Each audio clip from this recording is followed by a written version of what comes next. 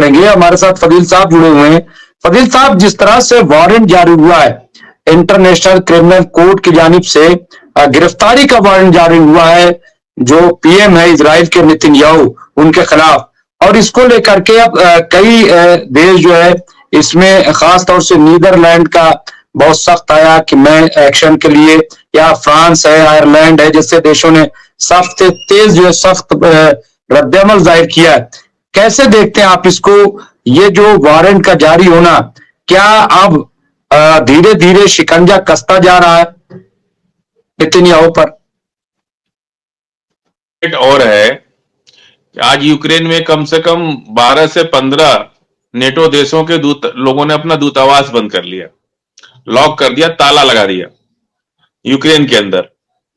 इस धमकी का इतना असर हुआ कि वहां दूतावास बंद हो गया और जेलेंस्की रिक्वेस्ट करते रह गए कि आप लोग मत जाइए, ये बनर घुड़की है, इस बनर घुड़की से डरिए मत।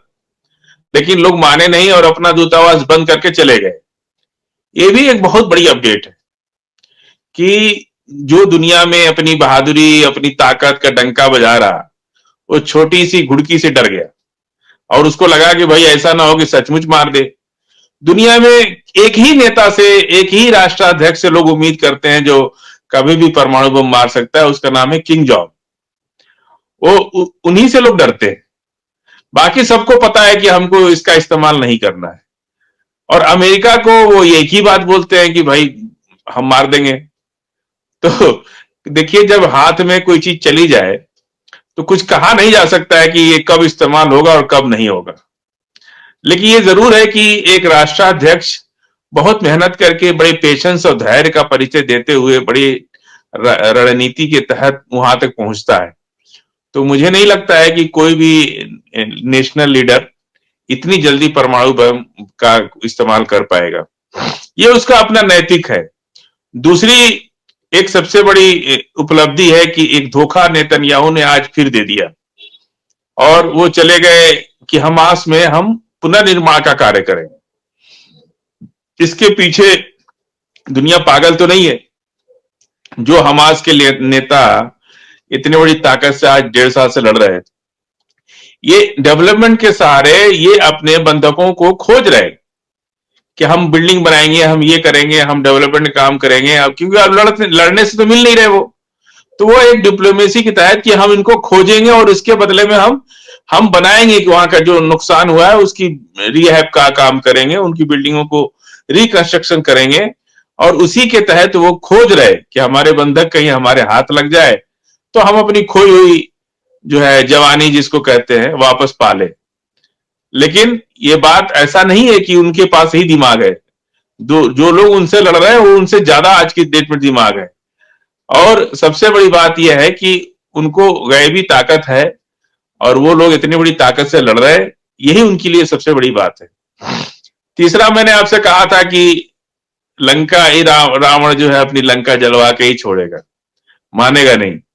तो लंका में भी हनुमान जी पहुंच गए आग लगाने के लिए। बड़ी बड़ी मिसाइलें गिर रही हैं लंका जलाने के लिए। अब इजराइल की स्थिति पूरी दुनिया में जिसके भरोसे वो इतना ज्यादा, और सबसे बड़ी बात अमेरिका में साजिश हो रही है। अमेरिका में अभी 40 दिन 45 दिन बचा है ट्रंप को आने में। इस वक्त बाइडेन प्रशासन अपनी पूरी, ये लोग जो इतना जोश में है ना, चाहे यूक्रेन ले लीजिए चाहे इजराइल ले लीजिए, अभी भी इनको बाइडेन पे पूरा भरोसा है कि हम 40-45 दिन में कुछ बड़ा कर लेंगे। पूरी ताकत झोंक दिया और पूरा अभी उनको पावर है इसलिए वो पूरा इनका काम कर रहे हैं। तो अभी भी इनको लग रहा है कि शायद 40-45 दिन में हम अपना कोई जमीन तैयार कर लेंगे, वापस अपनी जमीन को पा सकते हैं, जो हमारी प्रतिष्ठा छवि धूमिल हुई उसको हम ठीक कर सकते हैं। और इसीलिए हिजबुल्लाह का हमला तेज हो रहा है, मॉस्को से हमले तेज हो रहे हैं। यही कारण है कि ये जो लंका जला रहे ना अपनी नेतन्याहू, अब देखिए कितना षड्यंत्र कि हम उसको रिहैब करेंगे। जो खाना नहीं पहुंचने दे रहा है, जो उनकी मदद के लिए जो रसद जा रहा है वो नहीं पहुंचने दे रहा है, आज उसको अचानक से याद आ गया कि नहीं हम उनकी बिल्डिंगें बनाएंगे। दरअसल वो बिल्डिंग बनाने के आड़ में खोजना चाहते हैं। और खुद हम गए थे गजा में आज, नेतन्याहू ने गजा का खुद दौरा किया है और उनके जाने के बाद 50 से अधिक आईडीएफ के जवान मारे गए जवाबी कार्रवाई में। और घेर के, जो मैंने आपको पहले एक, मुझे लगता है कि 20-25 दिन पहले हमने आपको कहा था कि जैसे कबड्डी में चढ़ा के घेर लिया जाता है ना पीछे से, लड़ाई का वो तरीका गोरिल्ला युद्ध में, गोरिल्ला जो युद्ध है वो यही होता है कि गोरिल्ला में साउथ एशिया के लोग ही सक्सेस हैं।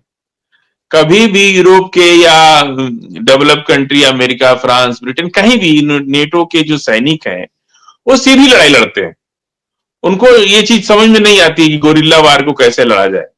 गोरिल्ला वार ये है कि 50 सैनिक आगे कोई घटना करेंगे, ये लोग दौड़ेंगे उसकी तरफ, पीछे से उसको घेर के मार देंगे। यही है गोरिल्ला, कि कहीं एक घटना कोई कुछ कर देगा आगे, सारे सैनिक उधर भाग जाएंगे और ये लोग पीछे से हमला कर देंगे उनके ऊपर, वो अपने अपने गिरफ्त में आ जाते हैं और मारे जाते हैं। ये वियतनाम में जो छोटे कंट्री हैं, जितना भी साउथ एशिया के जो कंट्री हैं, इन लोगों का रिकॉर्ड इस मामले में बहुत अच्छा है। गोरिल्ला युद्ध को बहुत अच्छे से करना, अफगानिस्तान है, सीरिया है, ये जो लड़ाके हैं इनके पास तो हथियार या बहुत वेपन्स स्ट्रांग नहीं है, ये गोरिल्ला युद्ध से ही आज तक जीतते चले आए। अफगानिस्तान के गोरिल्ला युद्ध का कोई जवाब ही नहीं दे पाता है। एक तो भौगोलिक रूप से उनको बहुत पता है कि कौन सी पहाड़ी कहां जाके निकलती है, बाहर का सैनिक को रास्ता नहीं पता, उसी पहाड़ी में उलझ के फंस जाता है और मारा जाता है। कोई एक्स्ट्रा मतलब उनके पास वेपन्स नहीं है, अफगानिस्तान के पास कोई ट्रेनिंग नहीं है, फिर भी कोई उनके पास हवाई शक्ति नहीं है, फिर भी वो आज तक बड़े से बड़े सैनिकों को धूल चटा दी। अफगानिस्तान की जमीन पर उनसे अफगानियों से कोई नहीं लड़ सकता, क्योंकि वो गोरिल्ला में बहुत मास्टर है।